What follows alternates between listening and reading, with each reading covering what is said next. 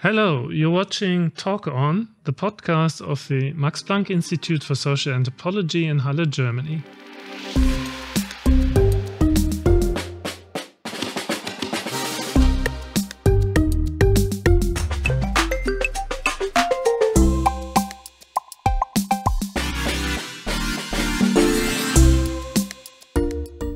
My name is Christoph Brumann. And I'm Jovan Maud. And in this podcast, we're going to be talking about current research and debates in the field of social anthropology. I have a guest today, Julia Vorhölter, who's a senior research fellow at our institute. So, Julia, how did you sleep last night? Oh, I actually had a terrible night, quite short. Really? My daughter came in at 4:30 this morning and wanted to know what the word disqualified means. Okay, that's a very advanced question. She shouldn't be worrying about that at her young age, right? Yeah. Anyway, she couldn't get back to sleep afterwards. So. And you couldn't either. And I couldn't either. Too bad. I also had like 6 hours, but I felt it wasn't quite enough.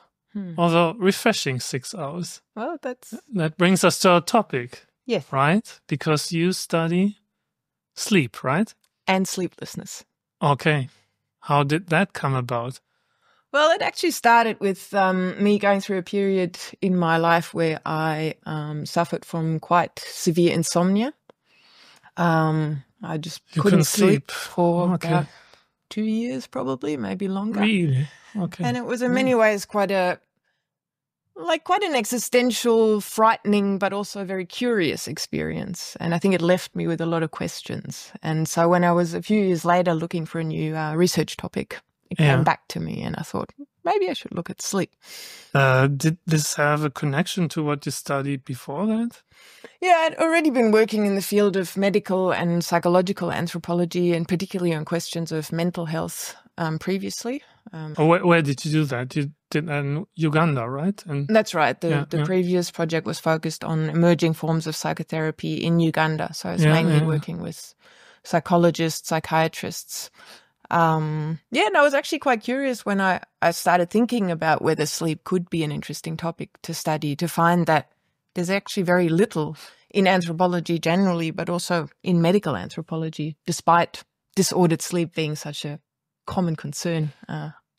So there's quite a bit about the anthropology of sleep, but it's often about things like who sleeps with whom, or like, I know there's a colleague, Brigitte Steger, who's done, whose work I know, who's done studies of basically how the Japanese sleep, often on trains, etc. So there's a lot of napping, so-called inemuri, which also in contexts where it wouldn't be acceptable, let's say, in our society. But your study is different, right, in a way? It's certainly different from that. I would generally say there's very little anthropological work on sleep. There's a lot on dreams and dreaming.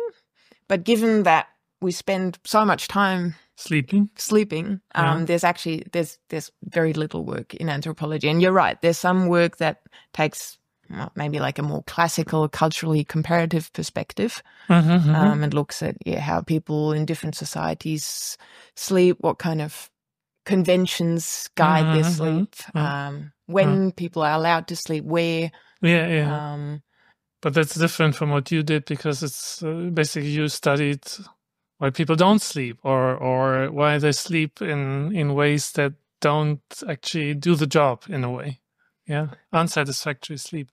I think I started with this kind of experience of sleeplessness, and I was curious what people do when they can't sleep. Yeah. And what's special about sleep from an anthropological perspective? What would you say? Well, I think the different things. One thing that I think makes it quite methodologically challenging is that you can't study sleep in like a conventional anthropological way. Like you can't really do participant observation. You can't talk to sleepers. Well, you can't really talk to people, but it's also very hard to participate and observe it. Like, especially in our society, I think sleep is something very private. So most people do it in their own room. But then more than that, sleep is also something that can only be narrated to a certain extent. Like people can only experience it to a certain extent. Sleep is something that like some phenomenologists call it like a limit. It's sort of at the limits of experience. Okay. And also like, so you're not conscious of what you do when you sleep. Usually you have an indirect experience of sleep. You wake up in the morning and you feel like you didn't sleep well, or someone else tells you, you moved around in the bed all the time last night. But it's very rarely that you yourself can really reliably narrate how you sleep was. How you slept and so you what can you did neither while sleeping.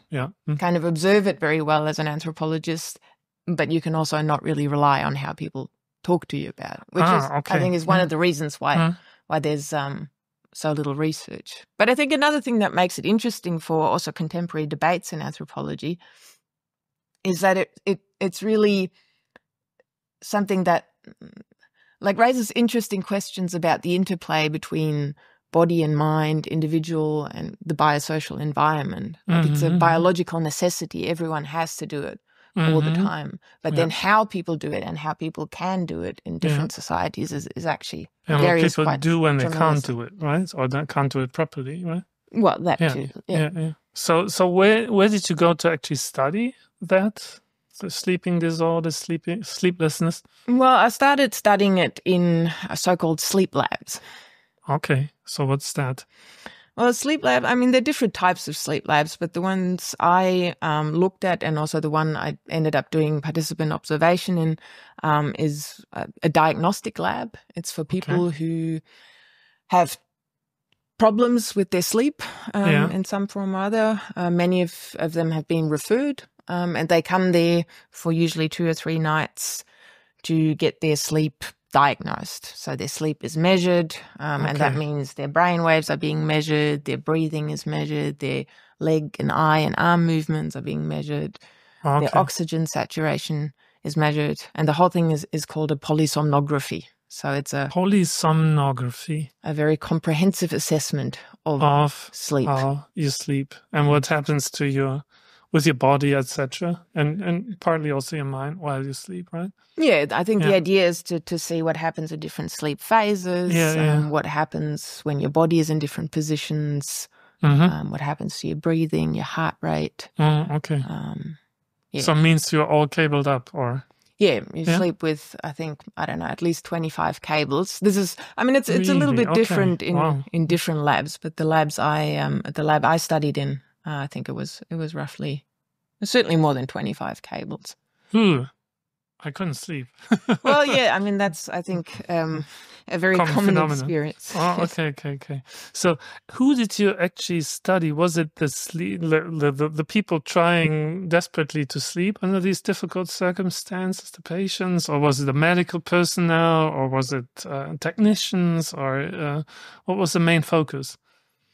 I think all of them, in a way. I was curious. I mean, one of the reasons I chose to start the project in the sleep lab is that it's actually one of the very few places where you can observe people sleeping because they're filmed on camera.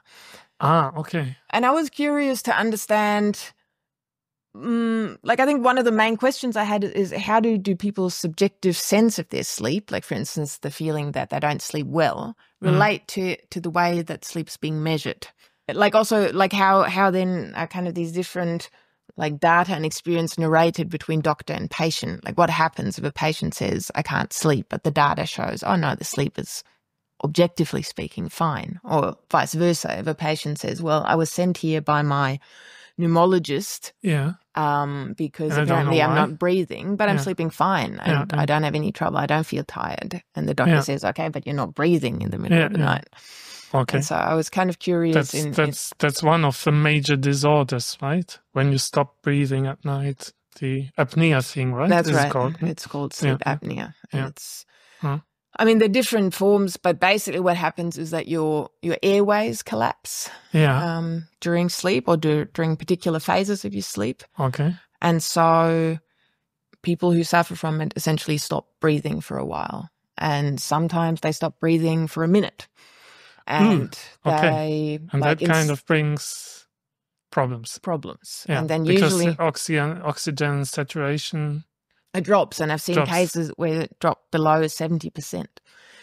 And if this happens, I don't know, 20 times an hour, Yeah. every hour of your sleep, Oh, every really? night, Okay. you Wow. can imagine that it can have quite severe consequences for your brain, but also your body more generally. Okay. And also like medical, can lead to diseases or? Heart failure, diabetes, dementia, okay, all the you bad name things. All the bad things. Okay. So if you suffer from apnea, you're well advised to actually have it treated, right? Yeah, and the interesting thing is that a lot of people don't notice it because it actually happens. Like what happens is the airways collapse, people stop breathing, and then at some point their brain goes, wait a minute, alarm, emergency. I need air. And so they wake up very briefly, but most people don't notice it. And they gasp for air. And sometimes they make these very loud kind of noises, which is why their bed partners often become aware of it. And then they go back to sleep. But a lot of people, like most people in the lab, say, I didn't know that this was happening. And it was usually sometimes their bed partners or sometimes also, I don't know, because they did some kind of medical checkup. Okay. So basically the doctor saying, the general practitioner saying, I mean, this might be a sleep-related issue. Oh, okay.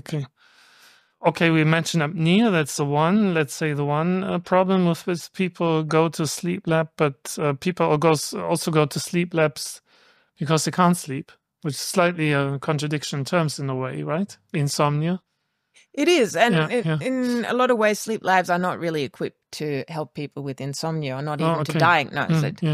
But I think people with insomnia do also often end up in sleep labs, in Germany in particular, because there's no kind of specialized doctor for sleep disorders. Okay. And so the sleep lab is probably the most visible kind of medical space that deals with sleep problems. So some people go there if they've sort of struggled with sleeplessness, haven't been able to find any other kind of help. And sometimes then they are diagnosed there to rule out, like, is your sleeplessness or insomnia related to, I don't know, because you have restless legs in the middle of the night, or because you have sleep apnea. Like sometimes they correlate. But generally, insomnia is not something that you can measure. It's defined. It's subjective, The prime diagnostic criterion is a subjective dissatisfaction with sleep. Which doesn't automatically, if I remember one of the articles you wrote about it correctly, which also sometimes deviates from what actually can be seen with the technology, basically, which shows the patient has been sleeping. Although I think that's the patient thinks I didn't sleep. One of the bit puzzles in kind of insomnia research is that, like, a lot of studies show that people generally sleep a lot more than what they think they do. And there are different explanations for that. And sometimes, like, they also, like, doctors think, oh, maybe we can let them sleep in the lab and then we just show them, you actually sleep much more than you think. And that. If you only stop worrying and if only stopped, I don't know, overthinking the short episodes of sleeplessness, it will all go away, or that's at least, it's a common narrative. It's actually not something that I really actually observed in the lab. Most cases where people said they have problems sleeping, they didn't sleep well in the lab, and particularly like their deep sleep was very very limited.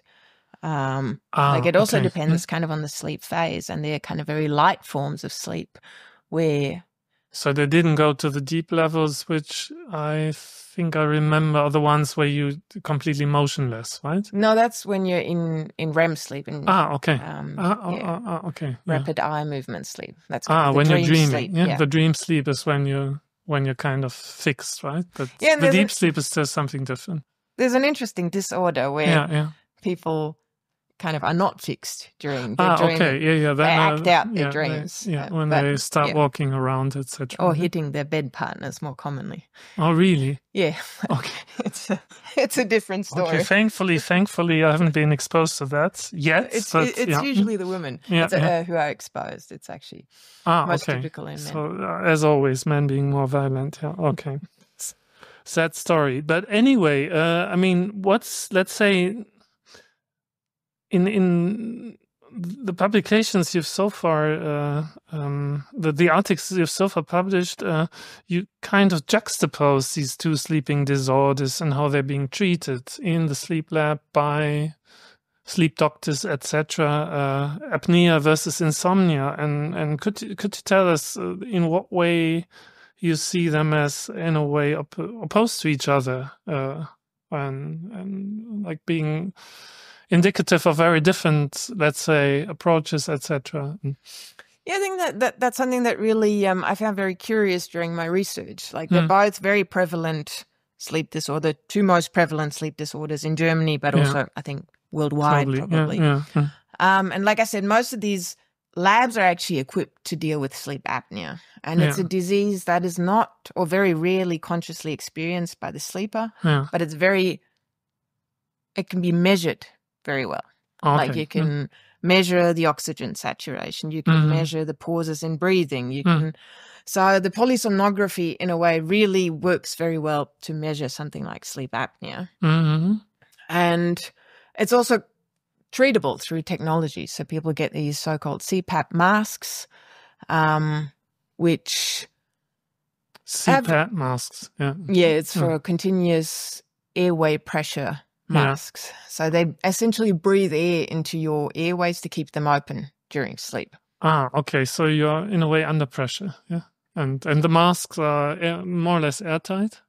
Yeah, there's some that go just on your nose. There are ones that cover both mouth and nose, and they're different ones. And you have different types of pressure, for instance. And that's like part of what they do in these labs too, is to adjust the mask to see, how much pressure do you actually need. It depends on your body weight and on all sorts of things.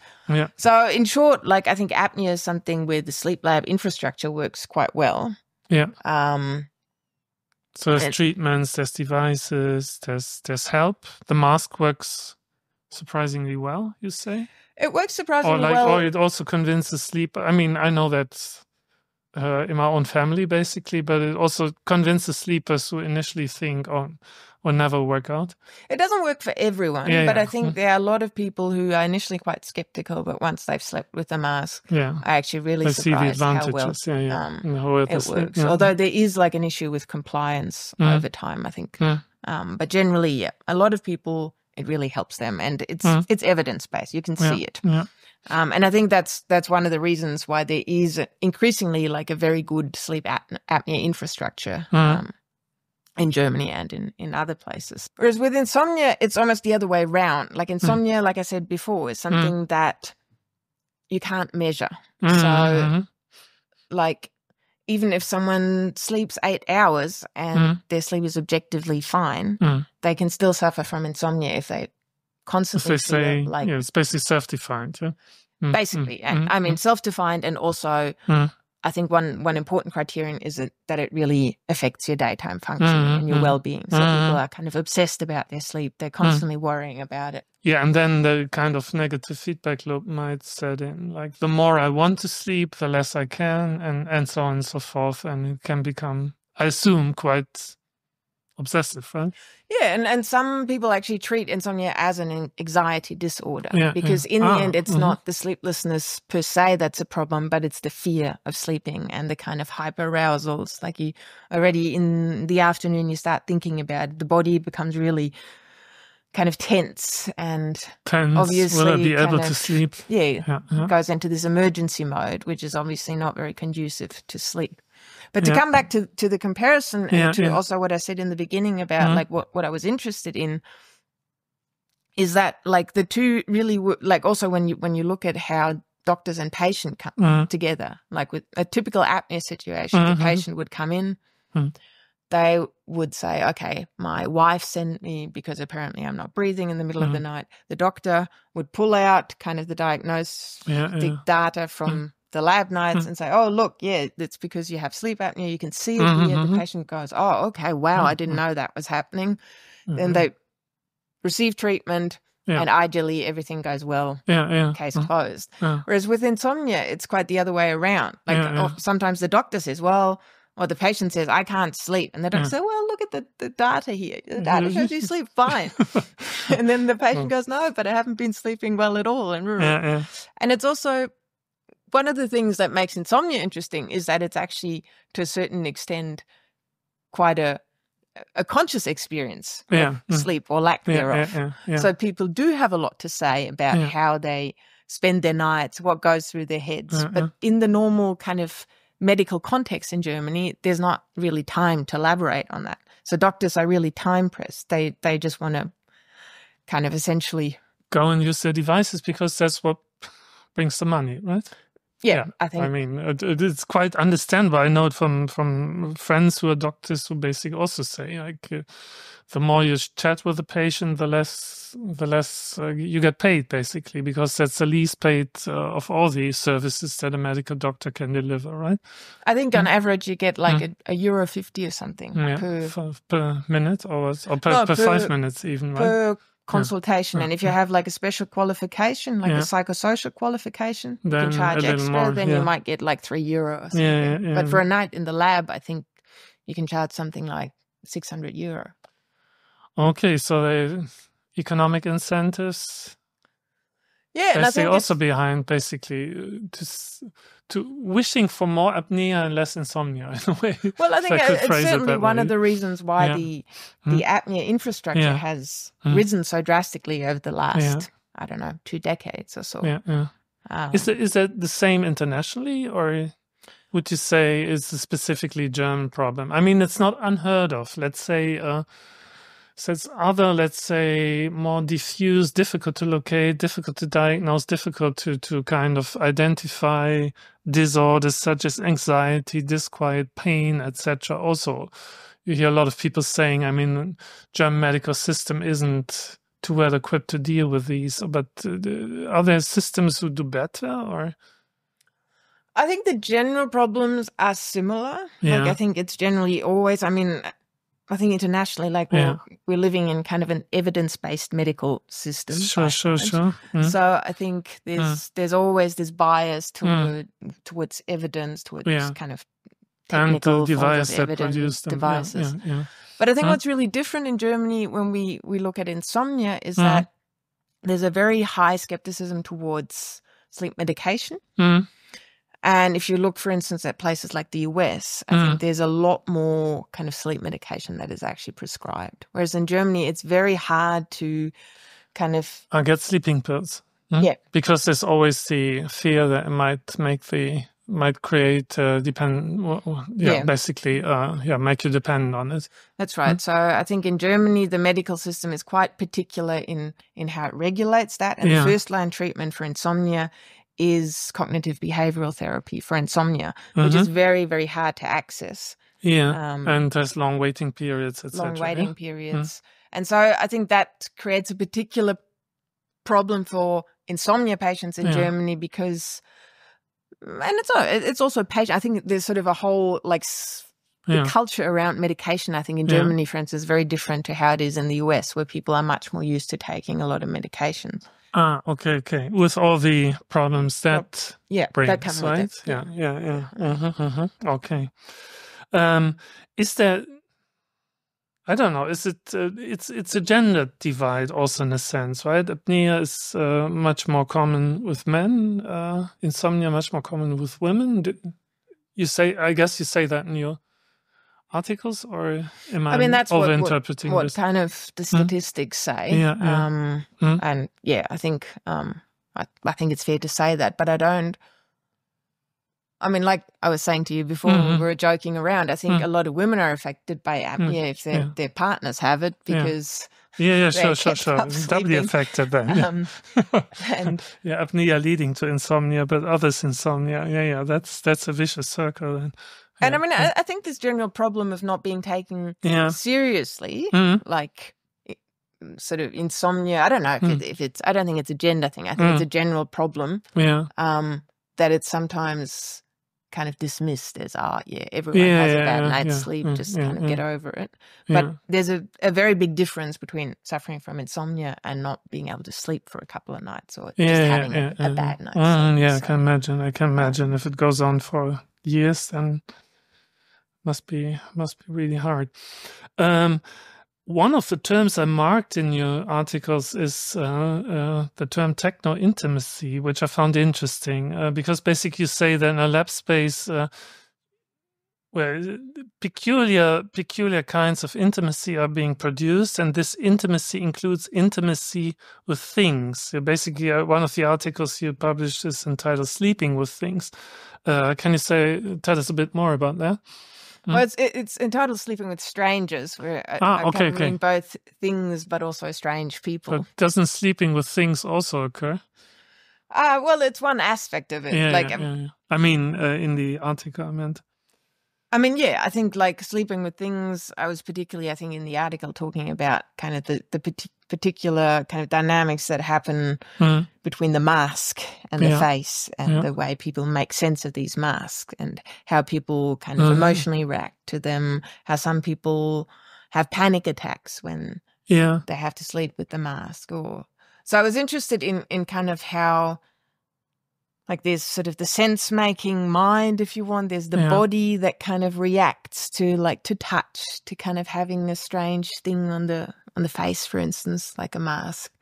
All the cables or so. All the cables, that's right. And how that kind of comes together in the lab or also then kind of at home. And also disrupts basically the medical data production, as you tell in the article. Basically, someone has beard, so basically the electrode or whatever they're using doesn't stick properly, or like somebody sweats, so it all falls off, and you have to readjust it, which means you disturb the sleep, which means there won't be the 6 hours of sleep that you need for the data, right? Yeah, and I think that's a constant process of negotiation between the staff in the lab who have to put on the cables, who have to make sure the cables function okay or the data flows, who then monitor the patients during the night. If cables fall off, they have to decide, okay, do I go in, do I wake the person to put the cable back on, or do I say, okay, this particular data is maybe not so important, we can do without it.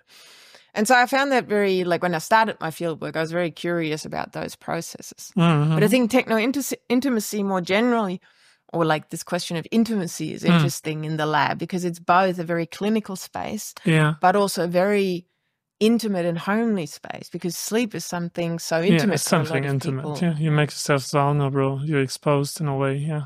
And a lot of people, like, the idea that they're being filmed sleeping is really horrible. And then also, like, I did my research still during COVID times, so people were also not so used to having close contact with a stranger. This period of putting on the cables that takes 20 or 25 minutes where people sit there half naked or like in their pajamas and kind of have all these strange things put on them. And there's a lot of kind of talk about that also within sleep medicine in Germany, but also international, whether like the sleep lab is actually the right space to do these kind of measurements. And increasingly the kind of home-based technology is getting so good that probably in, 20, 30 years from now, I imagine most diagnosis will be done at home and these kind of labs. Have you already had medical professionals read your publications or give you feedback on basically what you've disseminated so far? What do they say? I mean, I had one particular reaction to like this article I published about the differences between apnea and insomnia and how kind of they are affected by the larger medical economy by a psychiatrist who works on insomnia. And he said he found it very interesting to look at it also from an anthropological perspective, and that, for him, kind of the analysis was quite, I think, to the point, which I guess is always nice to know if the people you study find some reality in what you describe.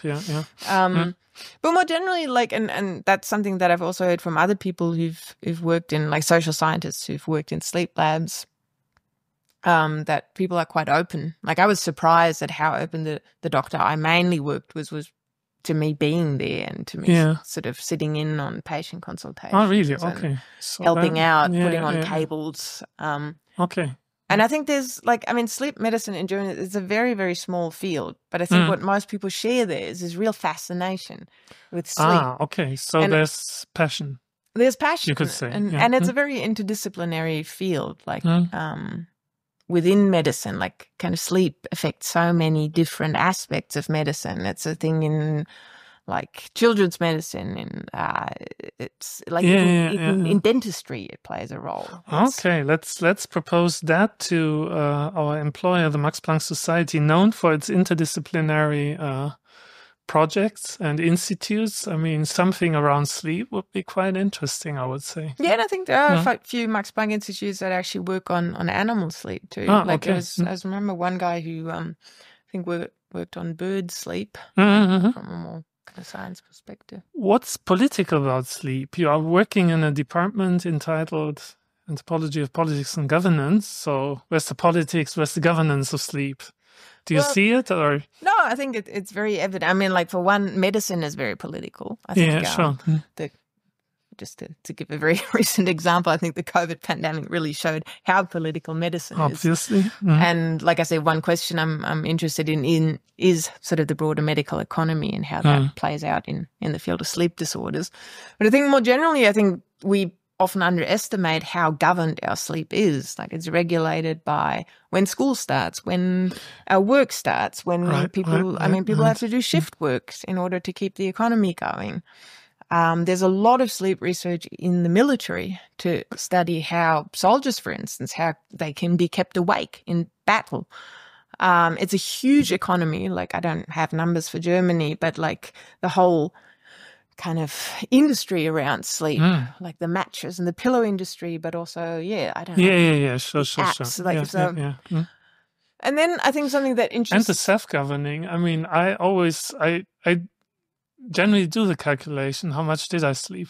Yeah, I want to know the number. Tracker? No, not a tracker, but basically remembering when you went to bed and then waking up, and then I can't quite keep myself from making the calculation, basically. How many hours was that? Why? Yeah, no particular reason for that, but anyway, yeah. Sorry. Yeah. No, I was going to say, and one thing that is perhaps a more theoretical question that interests me, or even philosophical, is I think there's kind of a lot about sleep that kind of shows us also how the political system works or doesn't work. This idea of kind of that we can control something, the idea of human mastery, which I think is so inscribed into our political system. Yeah, the idea that here sleep is one of the last frontiers in a way, right? Yeah, we rationally kind of approach a problem and then we come up with the solution, and ideally it works. And that's sleep doesn't work that way, but I think also politics doesn't work that way. So I'm kind of, So will you ever wake up from this project, or do you plan to continue it, or do you want to go into something else, such as dreaming or so? Do you have plans about where to continue? I mean, I think dreaming has been sort of sufficiently explored, not sufficiently explored, but it's not a topic that I'm particularly interested in. I think the question when or how I will awake from this problem also depends very much on the academic job market. Sure. So, I think there's still a few questions and kind of interests that I have and that I would like to work on in this field of sleep. But yes, let's see. Thanks for a fascinating conversation, Julia. I think I learned a lot. It woke me up about the affordances of sleep, and thanks for tuning in today. See and hear you next time at Talk on Debates in Anthropology.